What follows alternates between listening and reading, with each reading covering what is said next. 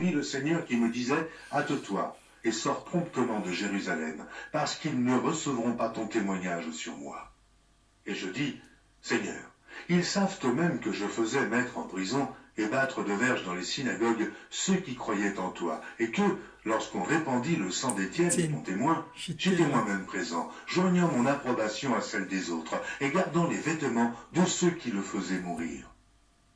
Alors il me dit, va, je t'enverrai au loin vers les nations. Ils l'écoutèrent jusqu'à cette parole, mais alors ils élevèrent la voix en disant, honte de la terre aparienne, il n'est pas digne de vivre. Et ils poussaient des cris, jetaient leurs vêtements, lançaient de la poussière en l'air.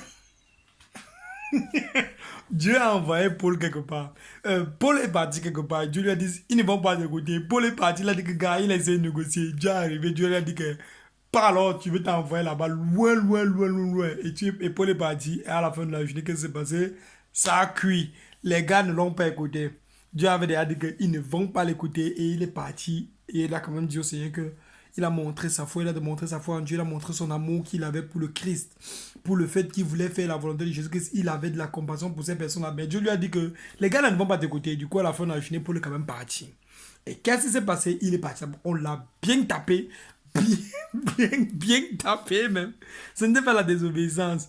Parce que là, il a voulu vraiment faire en sorte que les gens soient sauvés. Il avait vraiment la compassion pour ces personnes-là. Et c'est les gens qui étaient à côté de lui. C'était les qui? Les gens qui ont vu que Paul a commencé à tuer les chrétiens. Quand il a commencé à faire de tuer les chrétiens, les gars étaient là, ils voyaient comment Paul faisait. Maintenant, quand Paul était converti, Dieu lui dit que ne pars pas là-bas parce qu'ils ne vont pas t'écouter. Et maintenant, Paul dit que Seigneur, tu connais. Eux-mêmes, ils étaient là, ils ont vu quand moi je tuais les chrétiens ici, là. Et je pense qu'ils vont m'accepter, ils vont accepter le message là. Dieu lui a dit qu'ils ne vont pas t'écouter.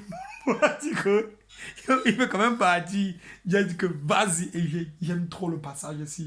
Ça dit peut-être va, je t'enverrai au loin. Alors il me dit, va. Je t'enverrai au loin vers les nations. Il me dit, va, je t'enverrai au loin vers les nations. Donc Dieu dit à Paul, parce que tu as fait ça, parce que tu veux absolument que les gars soient sauvés, je vais t'envoyer tellement loin vers les nations. Et Paul,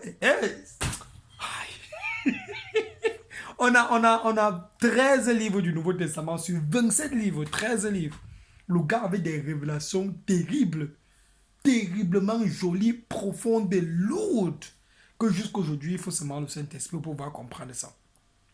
Pour pouvoir comprendre ça. Autrement, tu ne peux rien comprendre la Bible si tu n'as pas le Saint-Esprit. Et même si tu as le Saint-Esprit, il faudrait que le Saint-Esprit lui-même déclare qu'aujourd'hui, je te donne la révélation de cette écriture-ci. Autrement, tu reçois juste la lettre. C'est seulement ça.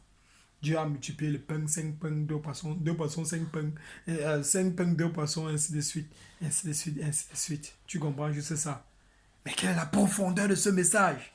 Jésus-Christ est venu sur la terre, il est mort sur la croix, il est resté 3 jours plus tard. Quelle est la profondeur de ce message? Qu'est-ce que ça veut dire par il est mort? Tu as seulement la lettre depuis le début.